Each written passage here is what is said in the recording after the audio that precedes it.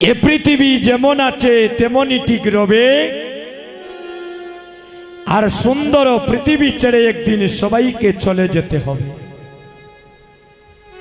হোক না সে যত বড় রাজা জমিদার, আর এই মাটির দেহ মাটি হবে, পুড়ে হবে ছারকার। তাহলে কিসের গৌরব মা, কিসের আত্মহংকার, কিসের বাহাদুরি? সব কিছু রেখে সেই দেশের প্রতীক হতে হবে। মানব জন্ম বড় কষ্ট করে পাইছি রে বা দাদা, আর মানব জন্ম হবে না গো।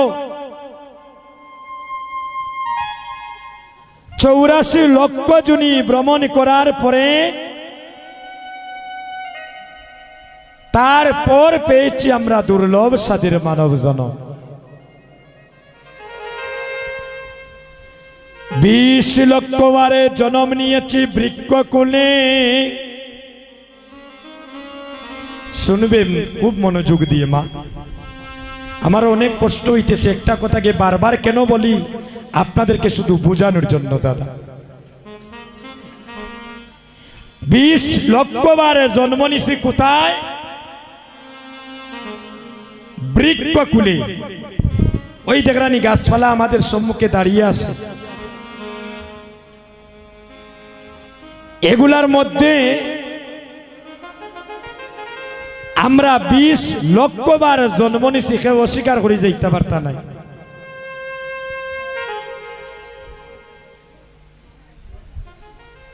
বৃক্ষকুল থেকে কখন মুক্তি পাইলাম? যেদিন আমরা তুলসী বৃক্ষ হয়ে দরাদামে জন্ম নিলাম। এখন যদি কোনো যুবক ভাইকে, কোনো যুবতী বোনকে বলি, বলতো তুলসী দেবীর প্রণাম মন্ত্র, দেখবেন মাথাটা নিচের দিকে হয়ে যাবে। আর যদি কই কৌশাইন আজকে সন্ধ্যার পরে টিভির মধ্যে স্টার জলসার সিরিয়ালটা কার দিবে, এই সিরিয়ালটা আমরা বলতে পারবো। এটা সন্তানদেরকে দোষী না গো, কিছু মা বাবার কিছু শিক্ষার আমাদের পারিবারিক অভাব আছে। একজন মায়ের কারণে, একজন পিতার কারণে জগতে কৃষ্ণ ভক্ত সন্তান হতে পারে, আর একজন মা বাবার কারণে এই জগতে একজন সন্তান চুর হয়, ডাকাইত হয়। আপনি আচরি ধর্ম জীবকে শিখায়, আর সেই তো সিদ্ধান্ত গীতা ভাগবতে গায়।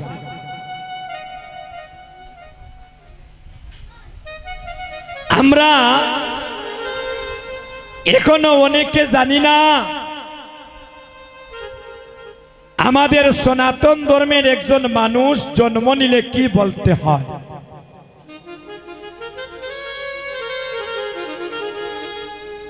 আর একজন সনাতন ধর্মের মানুষ মারা গেলে কি বলতে হয়।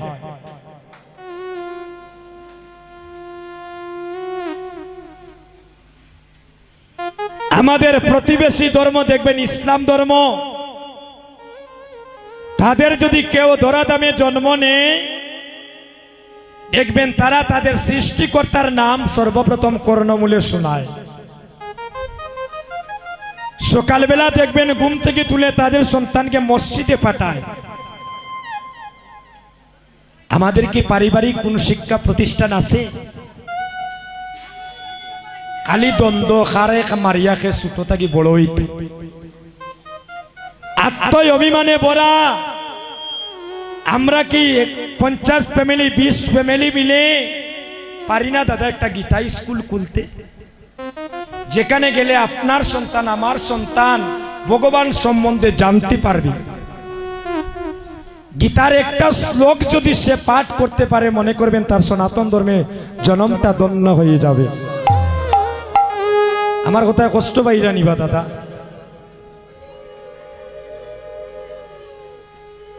সকালবেলা ঘুম থেকে উঠে কয়জন মা কয়জন বাবা সন্তানকে প্রথম ঠাকুর ঘরে ফাটাই, বলে যাও বাবা আজকে তোমার ঘুমটা ভাঙছে গোবিন্দের কৃপায়। কারণ যদি আমাদের প্রতিদিনের ঘুমটা না ভাঙে, সোজা চলে যেতে হবে পরকাল। প্রতিদিনের যদি ঘুম ভাঙে, আমরা যখন ঘুমের ঘরে থাকি দাদা, টাইস লাগানো ঘরে ঘুমো থাকি না, 50,000 টাকার বিছানার উপরে ঘুমো থাকি না, গাছতলায় থাকি, খাউরো মনে থাকে নিবা দাদা। যদি ঘুমটা গোবিন্দ কৃপা করি আমাদের ব্যঙ্গে দেন, তবেই তো দেখি আমার ডানে পাশে স্বামী সন্তান আপনজন আছে। আর যদি সকালবেলা একটা দিন ঘুম না ভাঙ্গে, সুজা ফরকাল। যেখানে মানুষ একবার গেলে আর জীবনে ফিরে আসে না গো। তো সকালবেলা ঘুম থেকে উঠে আমাদের মাতা পিতার কর্তব্য ঠাকুর ঘরে গিয়ে গোবিন্দের চরণে প্রণাম করা, যে গৌর হরি তোমার কৃপায় আজকে আমি নতুন একটা জীবন পেয়েছি। আজকের দিনটা যেন আমার শুভ হয়, কৃষ্ণময় হয়। আজকের দিনটা যেন আমার খুবই ভালো কাটে, গোবিন্দ তুমি আমাকে কৃপা করো। আর গৌর হরি তুমিও ভালো থেকো, আমাকেও ভালো রেখো, এই জগৎবাসীকেও তুমি ভালো রাখিও। তারপর কি জানেন, গৌর হরিকে প্রণাম করার পরে প্রতিটি সন্তানের কর্তব্য তার মা বাবার চরণে প্রণাম করা। কারণ ওই জায়গায় যদি ভক্তি টক্তি ঠিক না থাকে, তা বৃন্দাবন আর নবদ্বীপ ঘুরাইয়া কোনো লাভ নাই।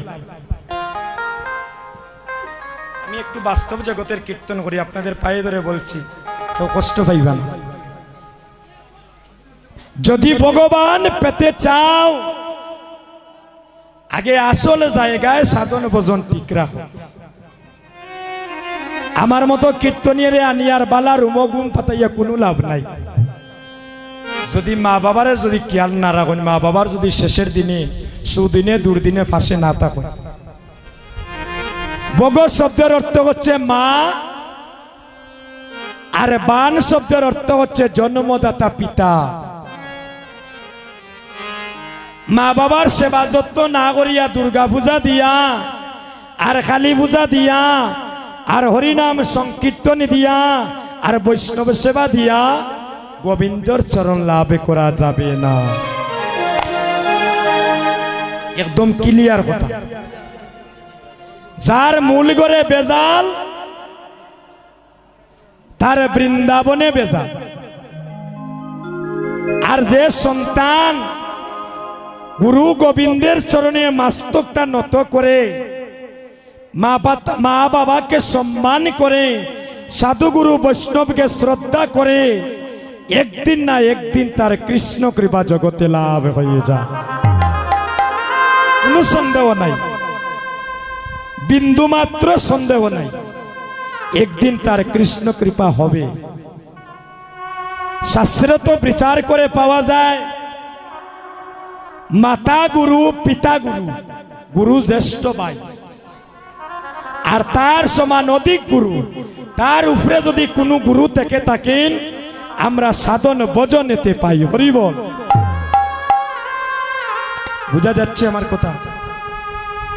সন্তানগুলা যদি ঠাকুর ঘরে যেতে না চায়, একটু গাড় ধাক্কা মারিয়া ঠাকুর ঘরে পৌঁছাইয়া দিবা।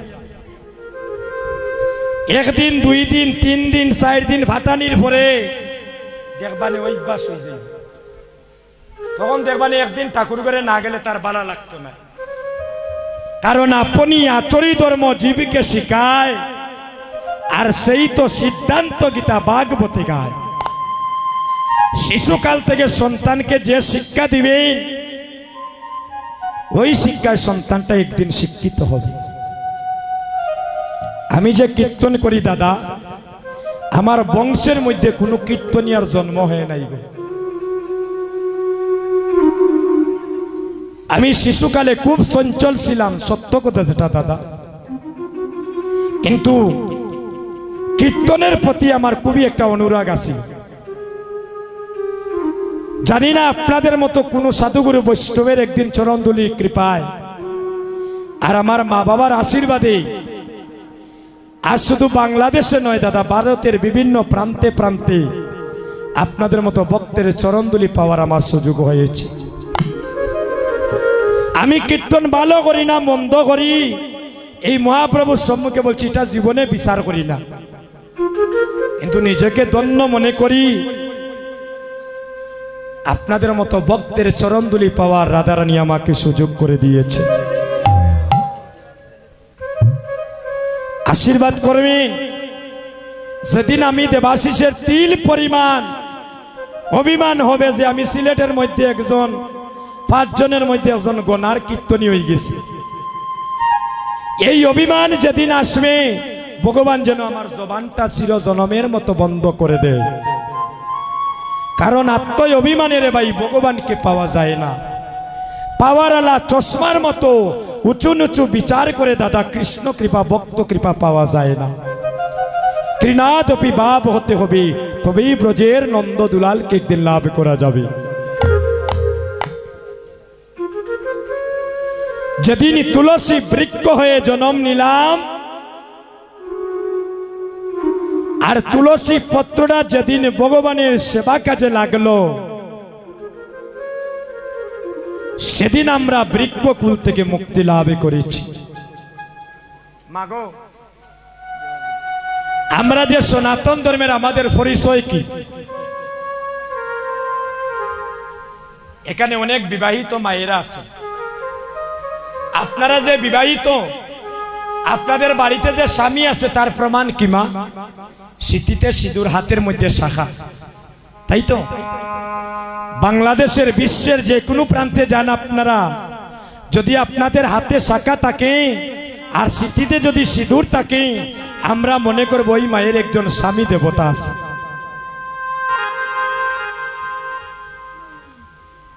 কিন্তু যাদের সিঁথিতে সিঁদুর নেই, অবিবাহিত যারা আমরা পুরুষ জাতি, আমরার পরিচয় কিভাবে পাইতাম যে আমরা সনাতন ধর্মে? আমাদের অ্যাড্রেস এবং ঠিকানাই হচ্ছে সনাতন ধর্মের পরিচয় পাওয়া যাবে যদি আমাদের সনাতন ধর্মের বাইরের কণ্ঠে যদি তুলসীর মালা থাকে। একটু তুলসীর মালা সন্তান গুড়ারে গোলায় দেওয়াইবা। তুলসীর মালা গলে দিলে কি হয় জানেন? দিবেন কি দিবেন না সেটা আপনার বিচার, কিন্তু আমি বলে যাব, কোন ভক্তের যদি গলায় তুলসীর মালা থাকে, মৃত্যুর পরে যমরাজের বাবার সাধ্য নাই আপনাকে জমালয়ে নিয়ে যেতে। 1 নাম্বার। 2 নাম্বার হলো, যে মায়ের যে ভাইয়ের গলায় তুলসীর মালা থাকবে, তার কোনদিন তার উপরে কোনদিন আকাশের বজ্রপাত উপরে ঘটবে না। এটা ভগবানের কথা মিশা হয়ে যাবে। 2 নাম্বার। এই দেখেন এক্সট্রা মালা, গতকালকে অভিসার কীর্তন করিয়া আইলাম, এখনো 1 ঘন্টা ঘুমাই নাই। আপনাদের এই পাশে সোনারুঘাট একজন মা ওই মালাটা আমাদের সবার গলে দিয়েছে। এই মালা আমাদের কণ্ঠে থাকলে কি হয়? মালা কণ্ঠে থাকলে, ভক্তিভাবে মালা কণ্ঠে পরিধান করলে একদিন প্রেমময়ী রাধারানীর করুণা হয়, আর এই দেহটা একদিন কৃষ্ণ সেবায় ব্রতী হয়ে যায়। মা, যার বাড়িতে তুলসী বৃক্ষ আছে, ওই বাড়িতে কোনোদিন বজ্রপাত ঘটবে না। দেখেন কতটা পাওয়ার তুলসী বৃক্ষ। তুলসী দলে মাত্র ন জলস্য চলুকেন বা বিক্রিণিতাং সমাতানাং বক্তব্য বক্তবৎসল্য। সোনার সেন যদি গলায় পড়েন, সুর ডাকাইতে নেওয়ার ভয় থাকে বা দাদা। দুর্গা পূজার সময় যদি আটন জলমল জলমল করে, আর যদি কোনো মাগো মন্দ মানুষ দেখে, সুর মানুষ দেখে, আর যদি তার লোভ যায় গি, আর আপনারা যদি সুবিধা মতো পায়, বহু যে জলমল জলমল করে রক্ষা দেও, কোন যদি 1 সপ্তাহ ভরে দিব সুরে ফুনবনি, কথা কই যদি বেরাসেরা করেন একটা চাকু বাইর করে কইব যদি না তো এক পাড় মারমু প্রাণ নিয়ে নেব। অনেক মানুষের প্রাণ যাচ্ছে এইভাবে। সোনার মালা সোনার সেইনে মানুষের সুর ডাকাইতে নেওয়ার ভয় থাকে, প্রাণ যাওয়ারও ভয় থাকে দাদা। আচ্ছা সত্যি করে কঞ্চাইন মা কোনদিন শুনছনি তুলসীর মালা সুরে চুরি করতে? শুনছনি? তুলসীর মালা যদি কণ্ঠে থাকে, ওই মালাটা যদি ভক্তিভাবে কণ্ঠে ধারণ করেন, আর রাত্রে 3টা-4টার সময় যদি কোনো স্থান থেকে আসার সময় বিপদে পড়েন, আর যদি ওই বৃন্দা দেবীকে স্মরণ করেন, রাধা রানীরে স্মরণ করেন, এই 20 টাকার তুলসীর মালা আপনার মহা বিপদ থেকে উদ্ধার করে দিতে পারে। কারণ ভগবান বললেন আমার ভক্ত যদি আমাকে ডাকে, আমিও আমার ভক্তকে রক্ষা করার আমার দায়িত্বের উপরেও পড়ে। আমার ভক্ত যদি আমারে ডাকে, আমার ভক্ত যদি আমার নামের মালা কণ্ঠে পড়ে, শুদ্ধ চিত্তে যদি ওই মালাটা অঙ্গে থাকে, আমার ভক্তের সাথে সাথেও আমি সর্বদা থাকি। কারণ ভক্তই আমার মাতা পিতা, ভক্তই আমার গুরু। আমি দেবাশিসের কথা নয়, ভগবানের কথা, শাস্ত্রের কথা। আরে ভক্তই আমার নামে রেখেছে বাঞ্ছা কলে পতরু। ভক্তেরাতে আহারে করি, ভক্ত দিলে খাই। আরে ভক্তের দেহ তরি যেদিন অচল হয়ে যাবে, আমি নিজে বইটা বাই। তুলসী বৃক্ষগুলো যেদিন মুক্তি পাইলাম, এই তুলসী পত্রা যেদিন গোবিন্দ চরণে লাগলো, সেদিন আমরা সবাই বৃক্ষকুল থেকে দাদা মুক্তি পাইলাম। এই 20 লক্ষ চলে গেল আমাদের বৃক্ষকুলে। শুনবেন, খুব দামি কথা মা। 11 লক্ষ বারে জন্মে নিলাম, 11 লক্ষ বারে জন্মে নিলাম। পোকামাকড়ে কৃমি কুলে 20টা কুলে, কতবার? 11 লক্ষ বার। চিন্তা করতেন, পোকামাকড়ে কৃমি 20টা কুলে দাদা জন্ম নিছে। মুক্তি পাইছি কখন? যেদিন আমরা জগতে মৌমাছি রূপে জন্ম নিয়েছি। মৌমাছি দেখবেন ফুলের মধু আহরণ করে, আর ওই ফুলের মধু থেকে তারা মধু সঞ্চয় করে। আর ওই মধুটা যেদিন গোবিন্দ সেবায় লাগে, সেদিন আমরা সবাই পোকামাকড় কৃমিকুল থেকে মুক্তি লাভ করি। এই 20 আর 11 কত হইল মা? 31 লক্ষ। ঠিক আছে, 9 লক্ষ বারে জন্ম নিলাম প্রাণীকুলে। 9 লক্ষ বারে জন্ম নিলাম প্রাণীকুলে। প্রাণীর মধ্যে যত ধরনের প্রাণী থাকে, সেই প্রাণীর মধ্যে আপনি আমি সবাই জন্ম নিছি 9 লক্ষ বার। প্রাণীকুলি থেকে কখন মুক্তি পাইলাম গো মা? যেদিন আমরা শঙ্কর রূপে ধরা দামে জন্ম নিলাম। মায়েরা ঠাকুর করে ছোট ছোট শঙ্কর এখন জল দিয়া আছে না সবার বাড়িতে মা? ওই শঙ্কর রূপে আমরা যেদিন জন্ম নিছি, সেদিন আমরা প্রাণীকুল থেকে মুক্তি লাভ করেছি। 11 আর 9 পাইলা 20, আর বৃক্ষগুলো চলে গেল 20। কত হইল দাদা? 40 লক্ষ। 30 লক্ষ বারে জন্ম নিছি পশুকুলে।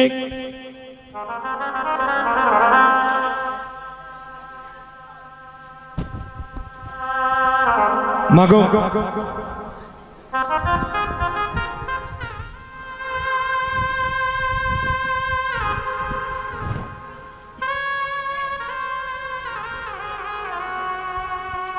ত্রিশ লক্ষ বারে জন্ম নিলাম পশুকুলে,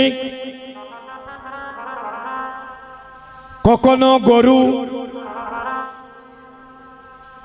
কখনো ছাগল,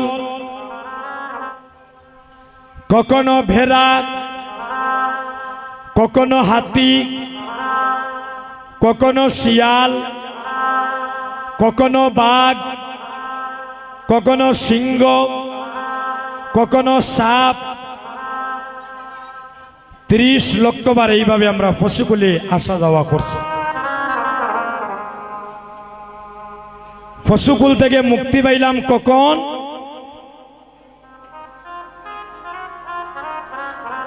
যেদিন আমরা গো মাতা রূপে ধরা দামে জন্ম নিলাম।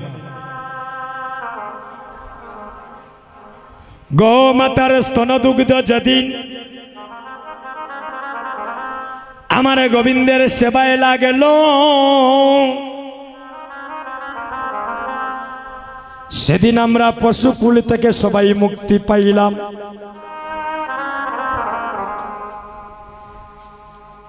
চল্লিশ আর 30 চলে গেল 70 লক্ষ। 10 লক্ষ বারে জন্ম নিলাম পাখি কুলে। বাংলাদেশের জাতীয় পাখির নাম হলো দোয়েল পাখি। আর ভারতের জাতীয় পাখির নাম হলো ময়ূর পাখি, যাকে ন্যাশনাল বার্ড বলা হয়। ওই ময়ূরের পাখাটা যেদিন গোবিন্দ সেবায় লাগেল,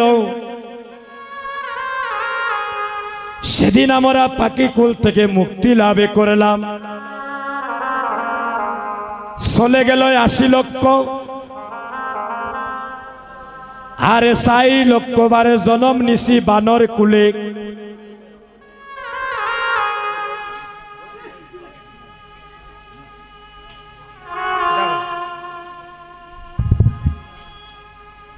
চার লক্ষ বারে জন্ম নিয়েছি বানর কুলে। তারপরে পেয়েছি আমরা